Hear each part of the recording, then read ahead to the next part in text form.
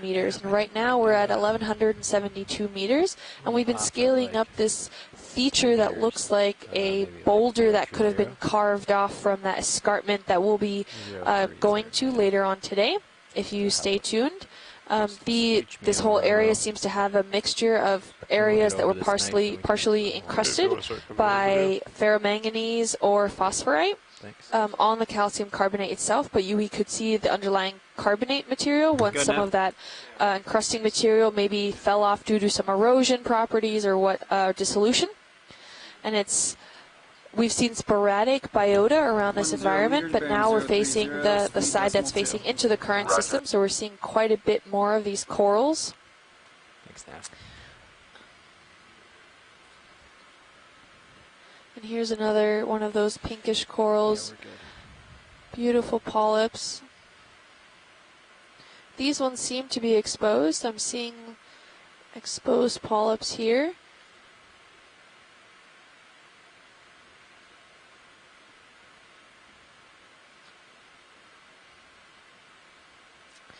And Scott mentioned these before. Candidella. And we can see at some areas where there is some almost swelling like around the stems that itself. Those are actually worm infestations. So there's a worm tunnels that some of these worms swim by and get attached to the framework structure and end up burrowing into the skeletal material, and that tissue kind of expands around that area.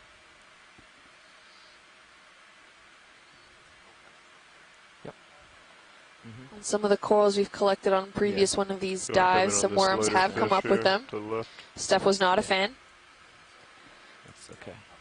So that became my job. Yeah. We're above anything over here at the moment. Have another beautiful chrysogorgia there.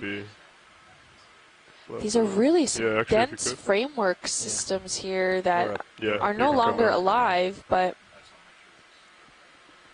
yeah, looks good. When they formed a really dense skeletal structure, perhaps Enelopsomnia based.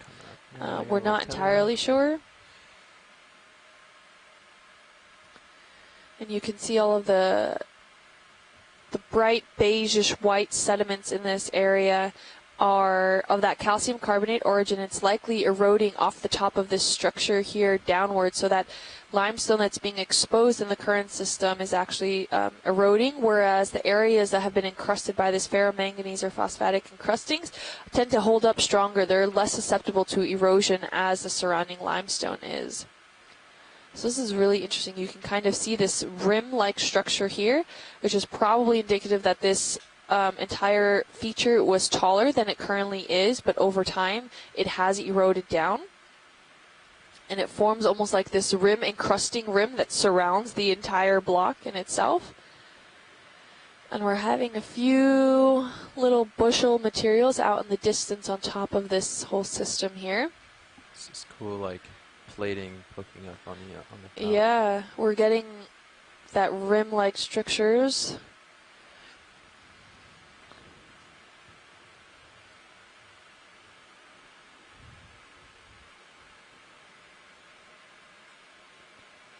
Beautiful corals all along the rim here.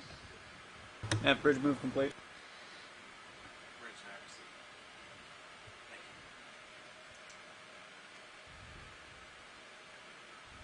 I'm going to turn a light on Cirrus real quick, pilot. You can see that this is the limestone here is highly porous. In these areas you can see that by all those little pock marks, that usually if it's heavily encrusted, the crust kind of closes off those pores and you can't really see it anymore, which then in turn makes it less permeable and more sturdy against erosion. Looks like we have some lovely areas of corals and some sponges in this area with their associates like crustaceans. I think that's another stalked crinoid there.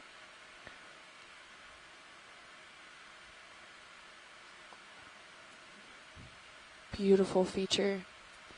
I've never really been able to see a feature like this that's been eroded from the top, where you get to have that same rim-like structures. So there are a lot of these kinds of carbonate platforms in shallower environments that have that outer rim structure, but it's usually composed of a lot of scleractinian shallow water corals, and they form these atolls, these ridges around that carbonate platform. And we can see that in the geologic record. It's usually preserved in the geologic record as well.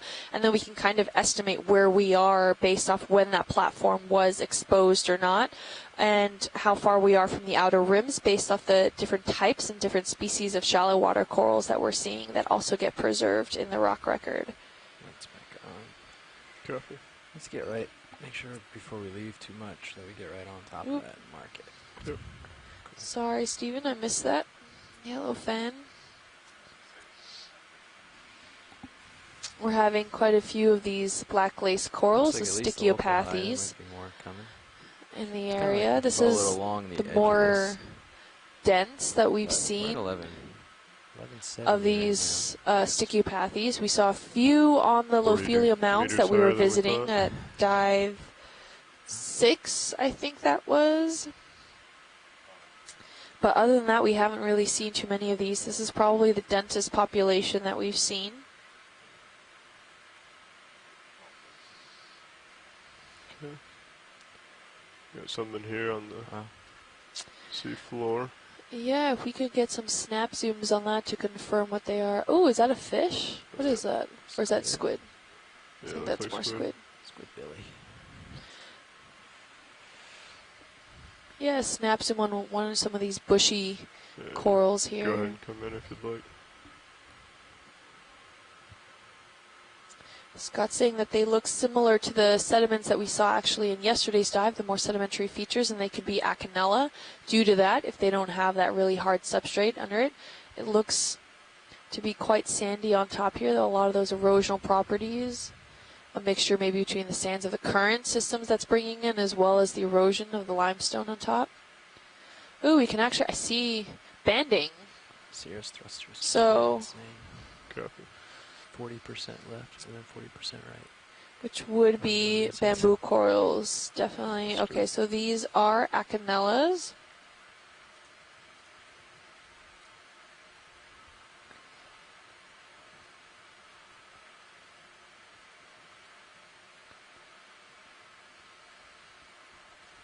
They have their little associate squat lobster there.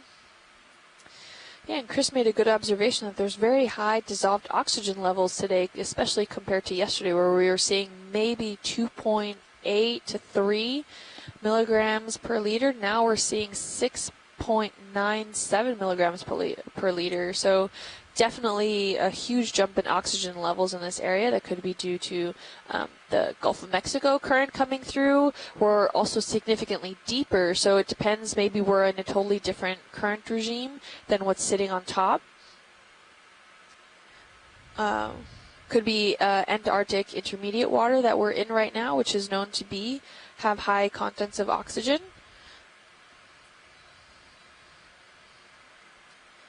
I know certain corals, a lot of the scleractinians there have been studies done where they usually prefer higher levels of oxygen. They do need that oxygen. There is an oxygen minimum zone, which corals pretty much, at least the scleractinian ones, I can't speak for all corals, have then died off once they reach a low threshold. And that 2.8 to 3 is usually about a low area. Anything less than that, you're seeing very sparse corals, maybe a few here and there, but there aren't too many colonies that actually thrive in those kinds of environments.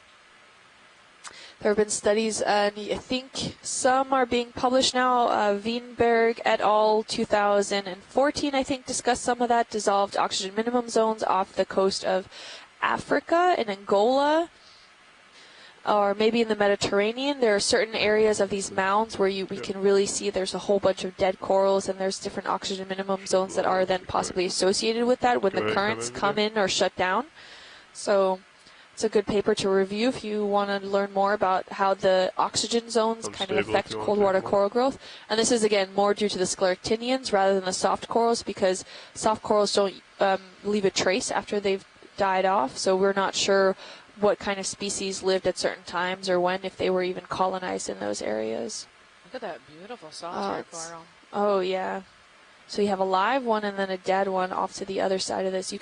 And if you guys had tuned in with us over the past few dives, we have talked about certain septa of these corals. So these coral, the scleractinian ones, the polyps live in what's called a coral light, and those are each one of those little areas where the polyp can then contract into, and we've talked about sometimes the species of the coral can come down to counting those individual discs, which are called septa. And that solitary cup coral that you see on the right-hand side of this is a great example of what those septa actually look like. So we know that this is a solitary cup coral. It's very large, and if we were able to count the septa, how many large ones there are in comparison to the smaller ones, and all the different various factors, we can actually then identify the species of them. So that, and then also, of course, with genetic work. Yes, that one at 3 o'clock. I think there Oh might yeah, be there's a little carnivorous sponge there. Carnivorous sponge at 3. Cloud horizon. Okay, I can come over to 3 o'clock. And then there was also some Nelopsamia or something. Or that same, what was that we saw earlier? I didn't see the sponge. I didn't either. If you want to come back in. I believe there's a carnivorous sponge. Right near the coral, there was two little stalks. If you want to come in tight, we can see if they can steer us there. I did not see where it was. Back out a little. Are you looking for the sponge? Yeah, you said okay. 3. Yeah. Oh sorry. yeah. It's literally. Did you see the solitary cup coral? Right now it's at 9. So in the zoom in towards the purple mush. Go ahead, start coming back in. Yeah, purple coral, and it's There, a tiny a little bit of white dust. ball at 3 o'clock from that solitary coral On the right-hand in the side. center of the screen. Covered completely now by Yeah, sediments. Thank you, squid. Alright, video, if you want to steer me to it, I'm getting rights and lefts. Yes, if you zoom in tight on that cup coral, which is now a little at 6. It's a little further down. Yeah. There's a little white tuft. Gotcha. Yeah, I see the top. There you go. Looks like the little glitter cotton balls that Cotton you ball, get at the store. Copy. The lollipop. I'm still convinced that this is part of it. It doesn't have a stem really, or does it? I think it does. I think it's got a little stem on the left. Oh yeah. Okay, now I'm seeing it. Alright. Pilot's clear. I think we collected something similar a few days ago. Go ahead. Yeah, come and up. it was more of a colony. Totally undescribed, Maria. Chris. Do you want? I mean, We did. We got a bunch yesterday. I mean, Yeah. of these balls yesterday, or the day before. Are we on the top now? Did I miss that? Yes. Okay. So the top of this thing is sediment? So it looks like it's kind of been eroded down. Okay. You can see there's almost like a rim around this whole section here where it's been encrusted, so therefore it hasn't been that heavily eroded, and kind of keeping the sediment then almost trapped in and locked in. So it looks almost like a rim. Okay.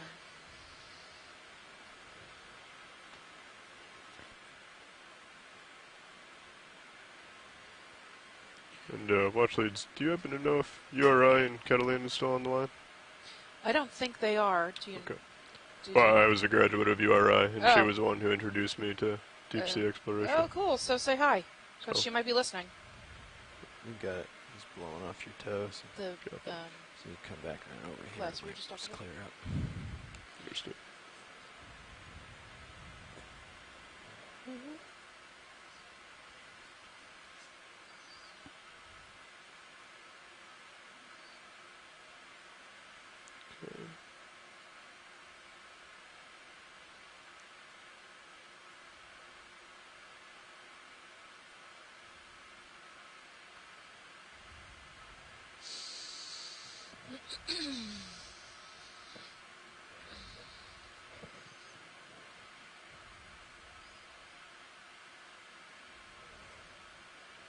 So we are still climbing up this feature. It looks like on the multi-beam, So, there. maybe like halfway up it. So there's probably still more relief ahead of us. Yeah, so we just were on the top. We popped down Okay. along the side, so the top is still in serious view where we were, and you can see he's off to the Yeah, it's like this Yeah. really, port side of the yeah, steep, Cirrus camera. this steep break off the Towards edges. The west. Okay. This is the western side of that little ridge feature.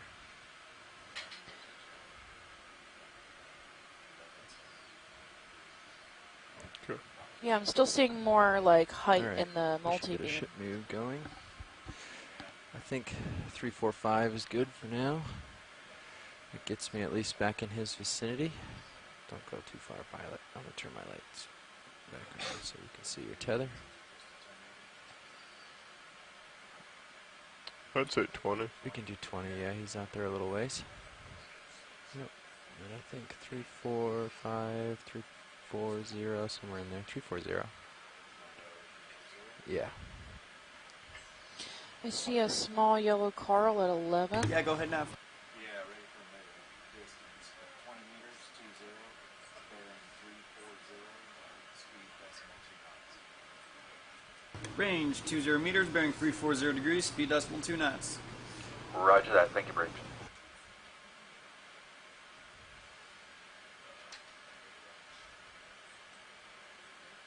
There's maybe a royal red shrimp. He's at 11 o'clock. Coming on You the can shrimp. see his swimmerets. Is he carrying something?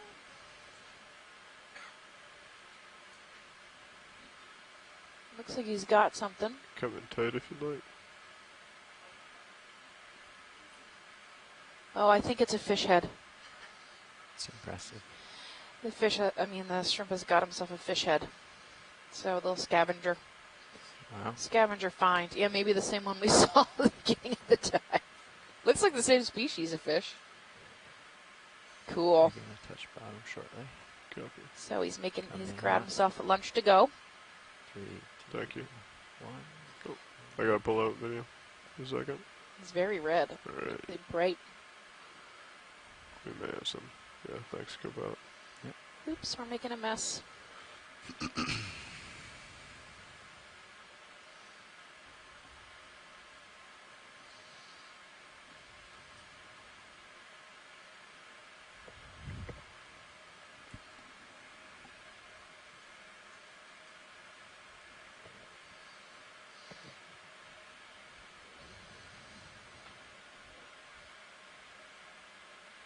There's another small red shrimp at 6 o'clock.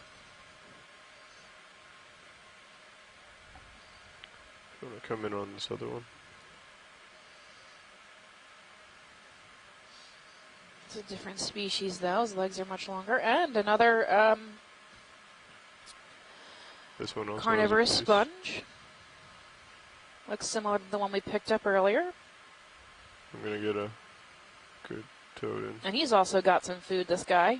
Can you come out? You're getting a little tether pull, just so you know. Where are they finding that? Understood. Try to come down some for you. Thank you.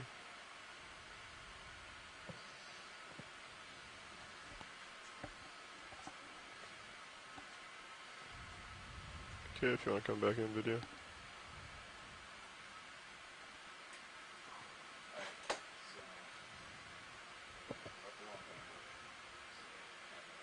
Uh-oh. Uh-oh. He's stuck. There he goes. He's loose now. Oh, you didn't lose it either. Yeah. Is that full zoom or? Yeah, he's got another little piece of something.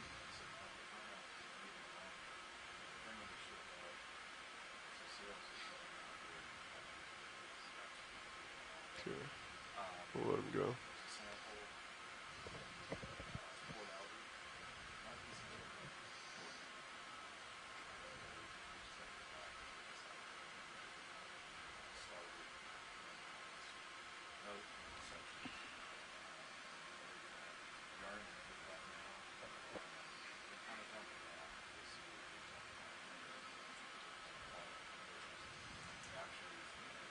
There's another small shrimp dead center. That's small pink. Looks like a couple other crustaceans we have floating around the bottom here. There's a 9. There's a small galatheid or a squat lobster. And just above that is another small pink shrimp.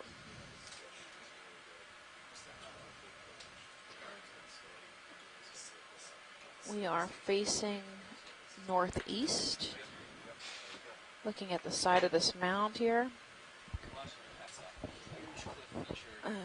Our pilots are switching out for lunch, so just hold tight.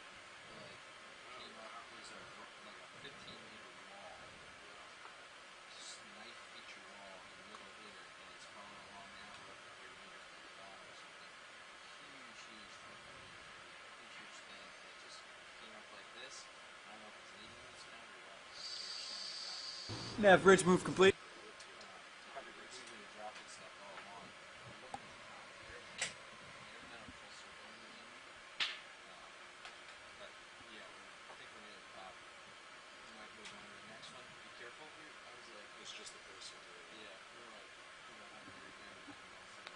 You have an open mic video.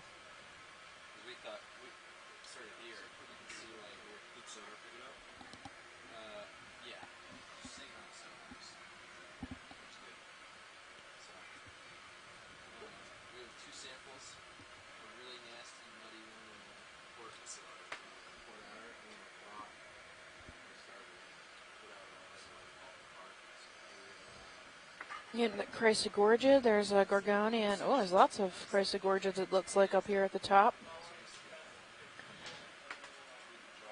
And this standing dead coral at the base here. You want to come in on this Towards green? the left. I'm sorry, towards the right. Yeah. On the edge. Looks like a hexactinella, dead center screen. It's yellow. That's a type of glass sponge.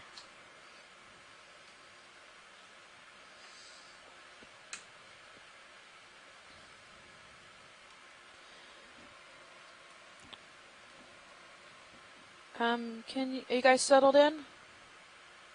Believe so. Okay. Can you look at 3 o'clock? There's a pink Gorgonian. Yeah, with the shrimp on it. In the background there. Yeah, it's right out. It's in the middle ground.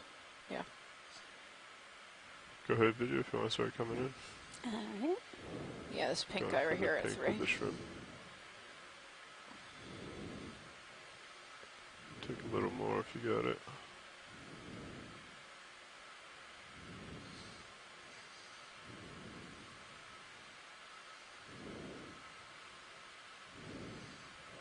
Yeah. So there's a beautiful pink Gorgonian. Let's look at this shrimp on the shrimp's neck. On his head. Looks like a parasite, possibly. If you want to come in a little bit tighter on the shrimp, you can. Awesome. Maybe some barnacles or something?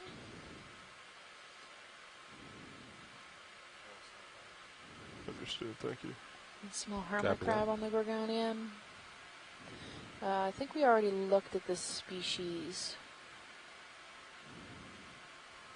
Related to the primnoid.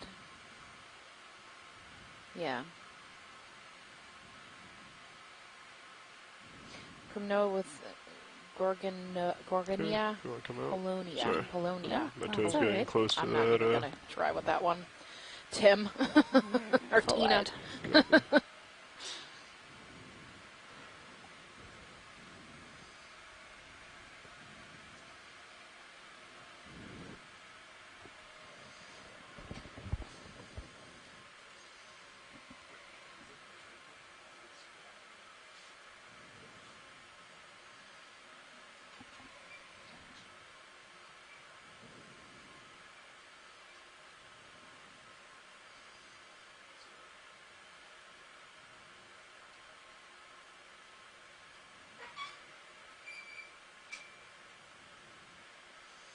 So we have a question.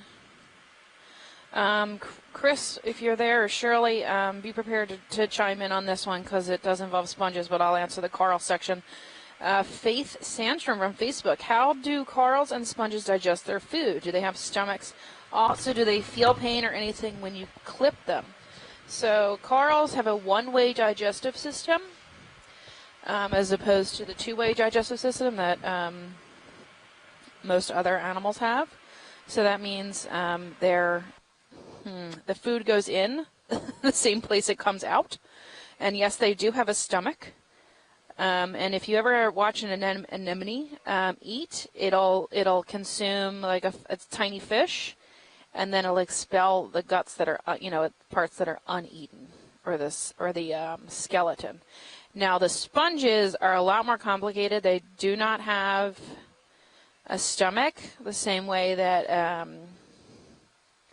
a more advanced phylum of animal has. So I think Chris is the best one to chime in on that, because there's two types of digestion. There was the ones we're seeing today, which is from the carnivorous sponges, and then the typical one that uses its choanocytes to bring water through its system, through its tissue. So, Chris, if you want to chime in and explain how sponges digest their food, that'd be great. Also, do they feel pain or anything when you clip them? So they do not have pain sensors. They don't have brains. They don't have pain sensors to feel pain. They do respond to touch. Corals do. Sponges, not so much. However, if they are moved or shuffled about, they can move their operculum, where their hole is. But as far as response to touch and how they transmit that information, I am unsure. I know they do not have brains or even a cerebral ganglion, which is a concentration of cells at one end. So, Chris, if you're listening, please chime in and help me with that one. How do sponges digest their food?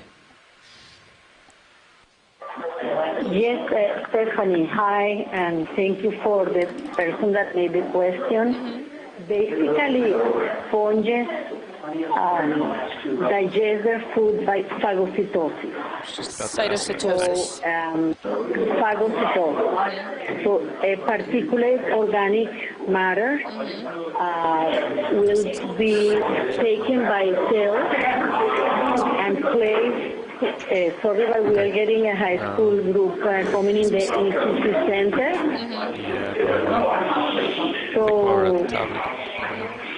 both carnivores and not carnivore sponges ingest particles by phagocytosis, engulfing the particles and placing them into vacuoles that are digestive vacuoles, and these particles then get degraded by enzymatic processes. The difference between the carnivore sponges that we are finding in the last 3 diets and most sponges is that carnivore sponges have lost that system, filtering system of choanocyte chambers that by the beating of flagella brings water and brings particles inside the sponges. The carnivore sponges, although they seem very delicate, they have spicules that trap small crustaceans, and then these crustaceans, after dying because they cannot move anymore, they get engulfed by cells, and these cells produce phagocytically take pieces of the animal. The other sponges that we see bring particulate organic matter inside of their bodies, and cells that are either around incurrent canals or cells in the choanocyte chamber take these particles of pieces of other organisms. Awesome, thank you. Is it clear? Yeah, and the other part of the question was, do they feel pain if you clip them? They don't feel pain as we know it because they don't have this system of neurons. We have not found cells that are specifically to transmit nervous impulses in sponges. However, with that said, there's many sponges that when you touch them, they contract. So they do have cells that are like our muscle cells that are capable of contraction, and there is transmission of a signal through a sponge body. If you touch one end, the part that you touch contracts immediately, and maybe in a little bit the other part of the sponge will contract. So there is transmission, it's much slower, and there is no pain as we know it. That would be good for and it's capable of regenerating very fast. So if you take a piece, it will heal in an hour. It will be healed, the sounds good. area where the damage was done. Yeah, so it takes about an hour to recover from us clipping a piece off, and then a bit to regrow itself. That sounds good. Okay. Yes. Sounds good. Awesome. Thank you. And it's kind of awkward for you to back down that way. Yeah, but I don't know if we have a choice, really. Yeah, we kind of. So here's another black coral, Stichopathes. 20 meters, bearing 290 degrees, speed decimal 2 knots. Copy, thank you, bridge. So Watchlead, we're going to start making our way to waypoint 2 and try to keep eyes on this mound for as long as we can. Sure. But it'll be a little bit awkward for us just going down the slope, so we'll stay on it for as long as we can safely, and then we might have a little bit of blue water coming back down to bottom, but waypoint 2 is not that far away, so shouldn't be too bad. No problem. Thank you. Sure. There's another Chrysogorgia. You can definitely tell you lose that current once you come off the top. She's a little heavy now. You felt a current at the top? Just a little bit. One. Lars was warning me once I came up and over. Yeah.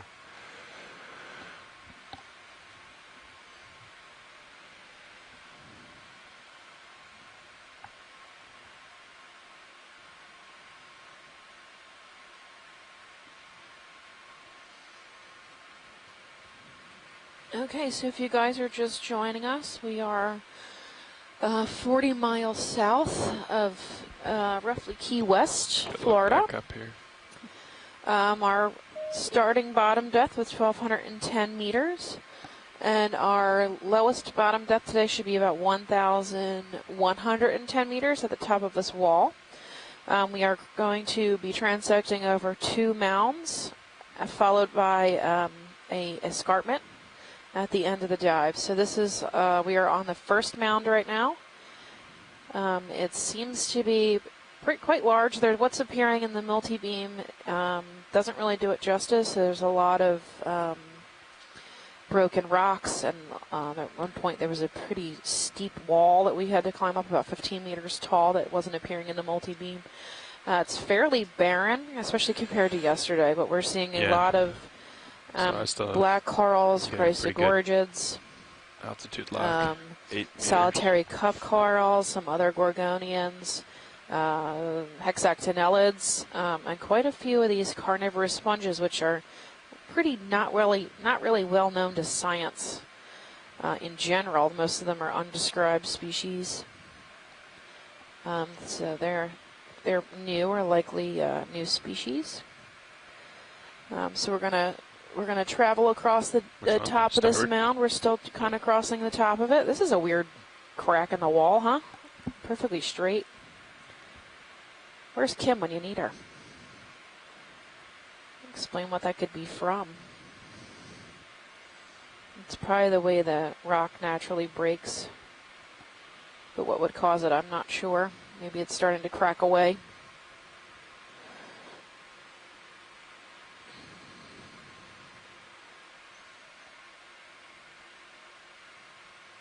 What distance was that last move? Okay. Yeah, so we have a white sponge here at noon. I'm not sure what that is. Not yet. Hexactinellid, maybe. We're also seeing quite a few of these shrimp. There's a red one there at 4 o'clock. And these like sand slump, it looks like. I'm just going to lateral over. The sand coming down from the top of the mound. Nav bridge move complete. Copy that. Copy. Is that going to put you... So these twisting... kind of where I am now? Or? Twisting maybe sticks here are called whip corals. They're a type of antipatharian, or a black coral. They are... the antipatharians are considered endangered. They are on the CITES list.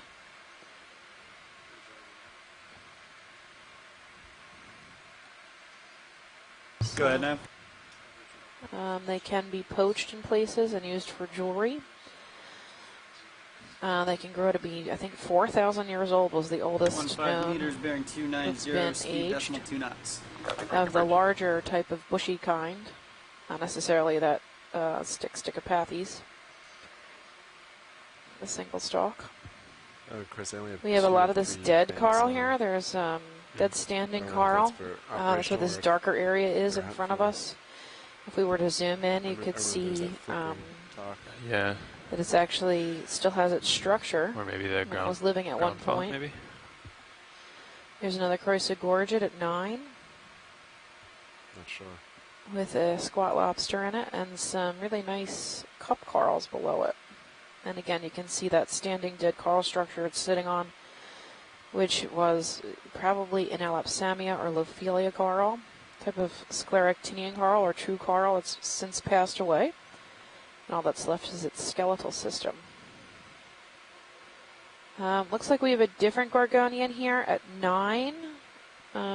Do you guys see that one? It's almost directly 9 o'clock from center right now. I think we can get over there. There's Yeah. the Sirius is heading that way too, so I Okay. might have to wait just a minute. But It's dead center screen right now.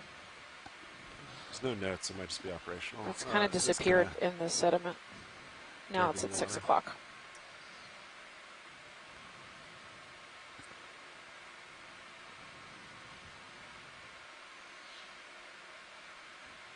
There you go. All right, I'm starting to move a little pilot. great. Okay, video. You want to start to come in on this? I don't think I'm going to push all the way in. Probably that primnoid we may have been seeing earlier. You can keep coming In the there. back, there is a yellow hexactinella. That's a type of glass sponge, maybe Faria or relative of Faria, but it's got zoanthids growing on it. This Thanks, one, Nanny. I think, is a primnoid of some type. It's maybe not. It's a Gorgonian.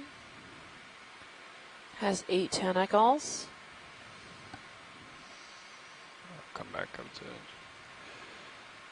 Planar, is very planar. You come just a little wide for Yep. me. Thanks. All right. There's that brown schmutz. Okay, we can come back in. Not sure what that is. If you think There we go. the So headlights would the help, sparsely you can branched work with Copilot. Yeah, let me pink know. polyps. Yeah, this 8 is as tentacles good as I can apiece. do Gonna try with the some current lighting. extra Yeah, lights. All right. yeah, let's try them. The little Give me 2 pinnules more. seem to taper off to the tips.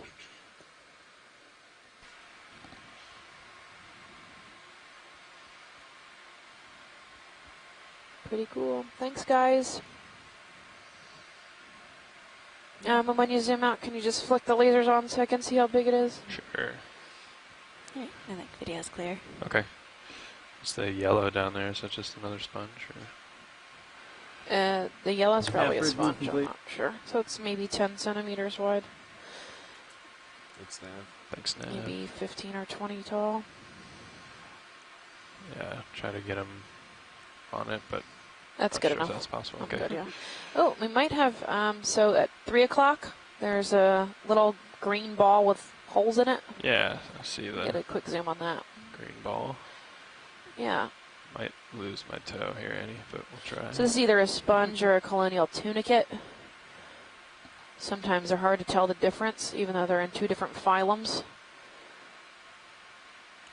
And it's only about 1 to 2 centimeters wide. All right, let's come in there. Yeah, so yeah, it looks to me like maybe a sponge, Not full just zoom. based on the Copy. texture inside the oscules. And pilot cameras at. I'm not really sure what it is. Okay, copy. Pretty cool Thanks. though. It's really pretty. All right, I'm good whenever you guys are. Okay, Video's good. roger that. You can come on out.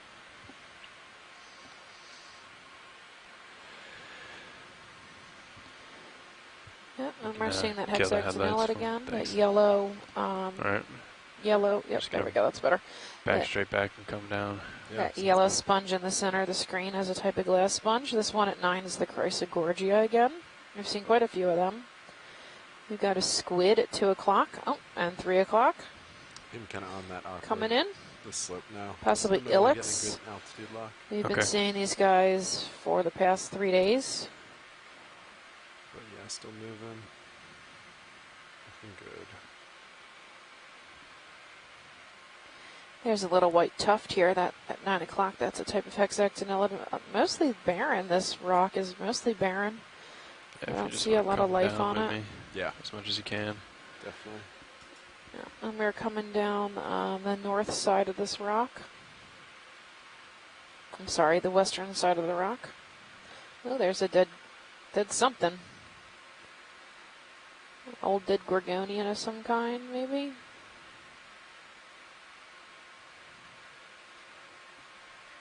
Surprised it's still there. Maybe it's a different. Maybe it's scleractinian. And camera's at 9. Oh yeah, it's got to be Okay. scleractinian. So Thanks. this is I'll an just old keep, dead coral. Yeah. Keep coming down. So you're 16 meters. Really below me, fan shaped so in that means- little corner there. Yeah, I'm 16 meters up about where you're at. So Okay. Yeah, we might just have to. So it looks Awkwardly like moving, a I lot of guess. this coral probably died off Yeah. at the same Right, time. it's Could have been a cold water upwell that lasted too long. Could have been I can kind anything, of adjust my heading too if that helps you. Yeah, actually, I was chemical just thinking change that. in the Yeah. seawater in Yeah, the spin a current little, system stubborn. Sure. that could have Yeah. wiped it out if it happened I'll all just at once. remember that you're pretty much backing up then. We're Since going it's still laterally. standing. Yeah.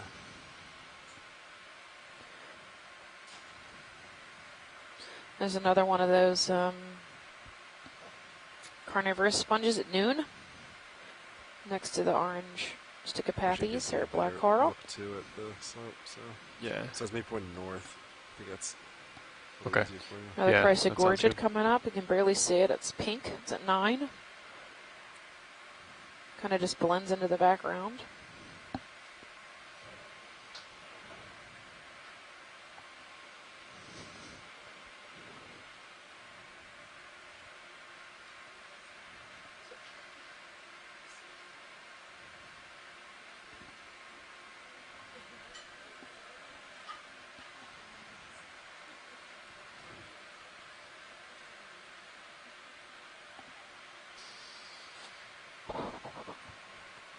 Yeah, it's really barren here.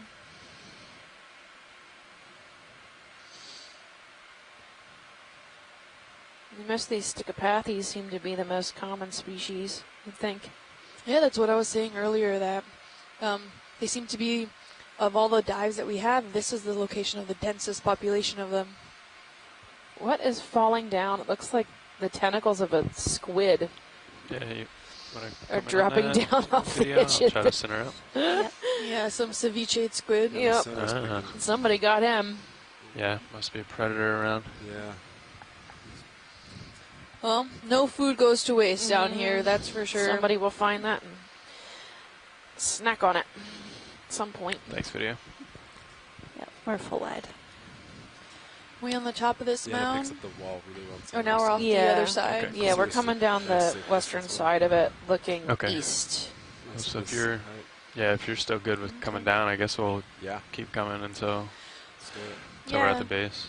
Absolutely. And pilot, just to make sure that we maybe have enough time to reach that wall, totally fine with just scaling over the sediment to that next feature, and then get a good look. If it looks similar to this, we can get a quick view of the general biota if it's similar to this region, but I would like to spend some time scaling up that wall and seeing up the ridge what's there.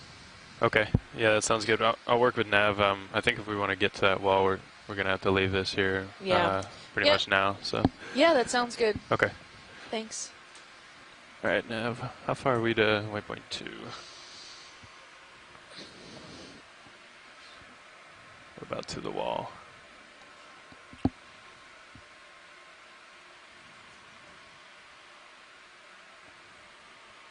Why don't we get set up for leaving this here, Sean? Yeah, sounds good. I can slowly follow you back to 290. Is that what we were? 29s. Yeah, that sounds good. I'll spin around. Beautiful landscape overall. Oh boy. Alright. Jeff did say that this wall caught them by semi-surprise. So Yeah. Okay. Yeah. So any Can you movement do? would stop like 50 meters before it. Yeah, I was just thinking, coming up in the water column, going over it. Nice. Oh, yeah. Towing. Sediment Tow. wedge here. We definitely want to Doesn't get look there. It's probably our best consolidated. bet. What is 660 at like 0.5 for time?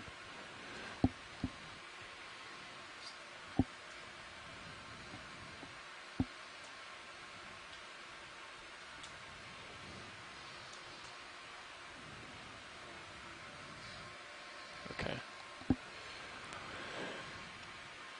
And we have, what, another 3 hours on bottom? Something like that. Maybe not even. Oh no, 3. Yeah, about 3 probably. And then I'm looking 290 now. Okay.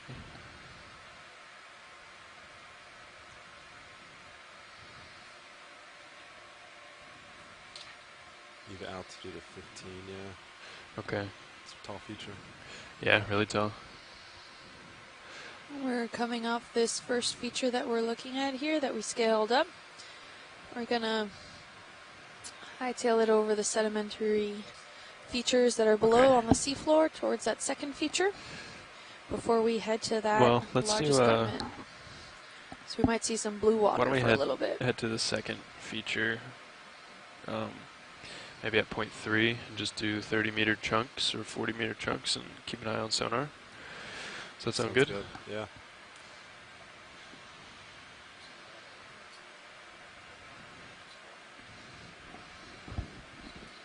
Sure. Yeah, I'll come back around to that. 300.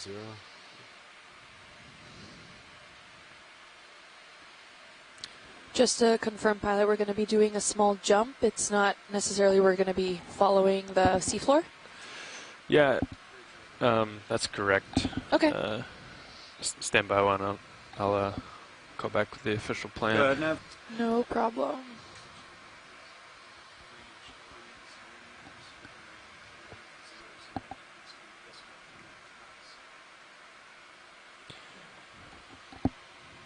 Three 0 meters, bearing 300 degrees, speed decimal 3 knots. Yeah, sorry, watch lead. We're since this first mound here was way higher than we expected in the bathymetry, we're a little wary of coming in too hot on the second mound. So we're going to keep the vehicles a little bit higher than the bottom, just so we can get sonar readings on it. And if it is another wall feature, we'll see it coming far in advance and enough to stop the ship before the vehicles get there. But we're just going to take short moves and keep an eye on sonars and get there safely. We are 650 meters to the base of that wall, so we're going to move at 0.3 to waypoint 2. And then, like you said, if it looks similar, maybe we'll just get quick eyes on it, and then potentially from waypoint 2 to the wall, we might come up into tow configuration and then move a little bit quicker over to where we expect that wall to start. Sounds good. We have about, Nav said 3.5, 4, yeah, 3.5 hours left on bottom, so. Okay. Try to maximize that time. But we'll be in blue water for a little bit, so if you see anything you want to take a zoom on, just let us know. Okay. Sounds good. Thank you so much, guys. Yeah, bad. I set camera 245 for your reference. Okay.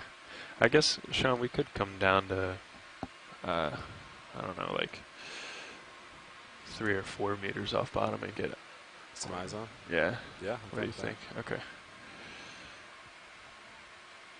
I'll just come down slow with you. There's altitude 18.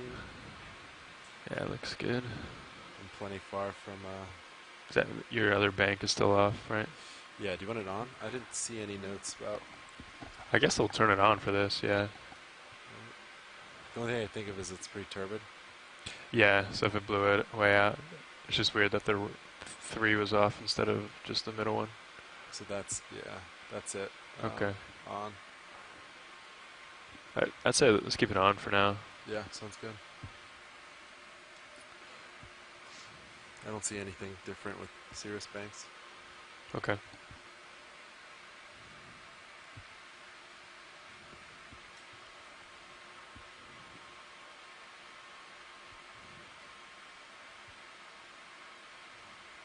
Just gonna give it a quick dust off while I can.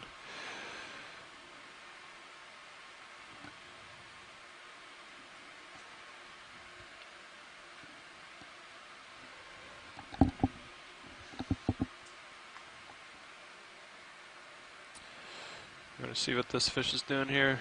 Video? Could be fun. Let's do it.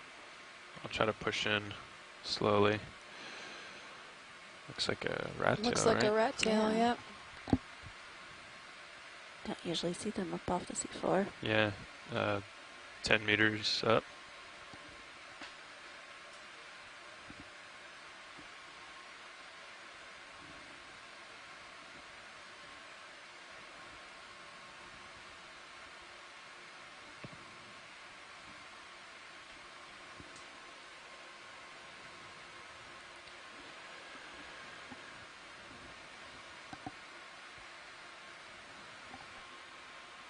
What you doing there?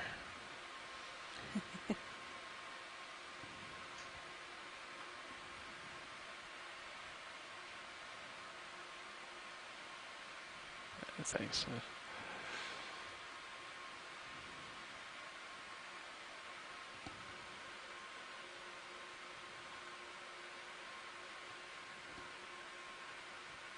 Seems a little confused.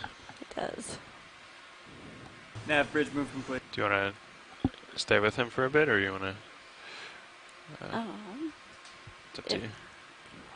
I mean, it's always nice to have something to image, but if we need to, go somewhere. We were thinking about, well, now that he's broadside, we'll stay with him.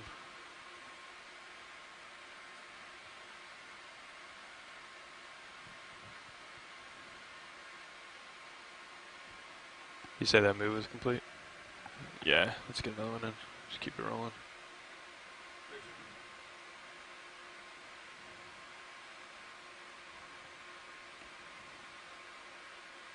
Sorry, I'm kind of rotating with him. Go ahead, Nav. Yeah. Yeah. We're gonna have to let him go. Video. All right. Thanks, Sean. 30 meters, bearing 300 degrees, speed decimal 3 knots. Well, I hope he finds his way. Do we rotate a little there? I'm coming around. Yeah, copy that.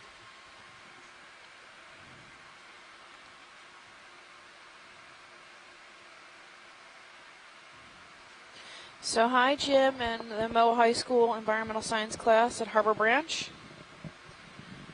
Find out in the chat room.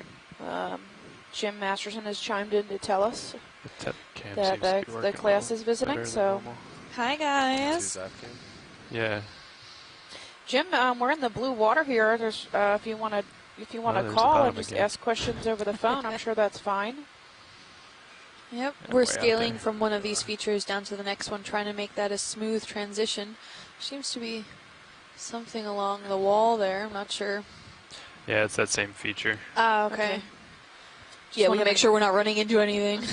We haven't gotten very far. Yeah, let's look at the. Yep. We're doing this kind of hopscotch over to that next feature to get a good look if it is similar to that boulder or anything that we saw before we go and advance towards the wall. So we only have about 3.5 hours left of today's dive, so we want to make sure we get as much of those features in as possible. But if you have any questions coming in from the class, feel free to go over the chat or calling in. Oh, I think you're calling in now. Yep. Awesome. I don't know, something like, yeah, exactly. All right, Sean, you want to keep coming down? Yeah. That was a good cookie. Follow. I know. Hey, Jim. Hi guys, how you doing? Good. How are you? Good. How are you? We're good. So John and Chris are here as well, and these guys have kind of got the crash course in telepresence, and we tuned in to see you guys transiting. Looks like you're getting back onto the seafloor. Yeah, we're going to probably be in this sediment patch between these two mounds. We were trying to kind of transect across the in the blue water a bit to make it a little faster to get over to the second mound. Yeah, we're not going to be focusing too much in this area, just trying to make our way through. Yeah. Very good. Well, we did have a question when we were watching that rat tail up in the water column. One of the students asked if the fish mind you guys there, or if they tend to get spooked with the ROV in the water. It seems to depend on the species. So the ROV is 9 feet tall and 10,000 pounds out of water, so we are not exactly unassuming. We have tons of really bright lights attached to the front. There's actually a 2 ROV system. So ROV 1, you can see the feed in feed 1, and then the second ROV, which is Sirius, which hangs out at the top above us, and not at the top, but about 15 meters above us, is the second ROV, and that also has a light system on it. So yeah, we can be pretty bright and pretty noisy. So we do notice sometimes the fish will freak out. Get a little concerned about us, and they'll drive themselves down into the sand. That happens a lot with the squid, it seems. So the natural instincts of these deep sea animals, since they're so used to living in the dark all the time, is when they see light, which should be coming from the surface, if they got too shallow, would be to turn around and drive themselves deeper into the water column. But since we are random lights coming out of nowhere next to the seafloor, they have a tendency to drive themselves directly into the sand. Yeah. So that we have seen quite a bit of that behavior. Sometimes we don't seem to bother them at all. Depends on the species. Like the Nazumia we just saw, they don't really seem to be bothered by us. I'm not really sure why. I know a lot of these deep sea species have a tendency to want to conserve energy. So they are going to wait till the very last moment of threat before they make the effort to move quickly away from us. Yeah, to take off. Mm-hmm. And even though it looks like we're really close to some of these fish, we are actually pretty far away. It's just that our cameras are amazing. Yeah.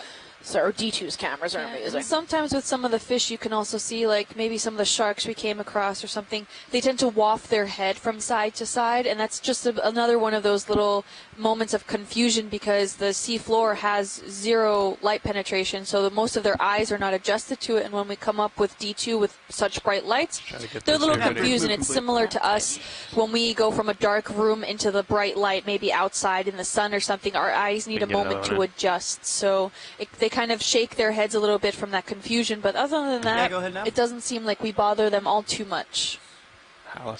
Type of cutlass. Thank you very much. You're welcome. Oops, there you go. We freaked him out. Another good example. 0 degrees, speed decimal 3 knots. So you guys are coming up towards the end of this expedition leg. One more dive, and then that's the end of the leg. Is that correct? That's correct. Yep. Oh, no. Well, we had a question as the group was just coming in, and John gave an answer about the most exciting thing that he saw during his JSL dives, just confining answers to this expedition leg. What are some of the most exciting things you guys have seen? Well, this is pretty cool, what we're looking at right now, which is a Tina 4. If we get the right angle of light, you can see it actually making light. You can see its comb rows here you can on the see every bottom. now and then flicker. Yep. I would say my favorite thing. I think I have 2. Yeah. So we have we discovered 2 totally unknown Lophelia reefs outside the habitat area of particular concern. Last week. That was definitely a big find. I think what was one of your favorites, Cho, Kim? Definitely. Mm-hmm. And then my favorite animal sighting, I think, has to be the pycnogonid, or the sea spider that had babies, which was awesome. Yeah, that was really cool. And we weren't even sure what it was until one of the babies actually fluttered off into the ocean column, and you could see the little tiny legs all around. And, like, these pycnogonids are coming up. Like their center body is maybe 1 centimeter, 2 centimeters at most. So having these little tiny babies wrapped around them, we could not really distinguish them, despite how excellent quality our videos are. Yeah. And I mean, it was just incredible to see. And yesterday we also came across a few shark and a sunfish, a mola mola. That was really cool. Yep, I'm sure that'll be on the highlight reel. Yep. If you go to oceanexplorer.noaa.gov, there is a highlight reel of the pycnogonid. I think on the daily videos or something, it's on there. It's also been posted on our social media. All right. Which I can give you the addresses for when before your class is over. Just enough. So those are my two favorite. What was John's favorite thing? It just keeps things interesting. John related, well, I'm going to let John relate this as well, because I won't capture the excitement.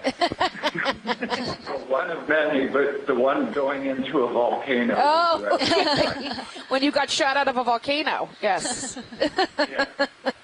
Well, that sounds cool. He found the footage for that a few maybe last year or the year before, and I watched it with him in his office, and it was like, oh, la, la, la, we're watching, whoa, and everything starts passing by the screen really fast.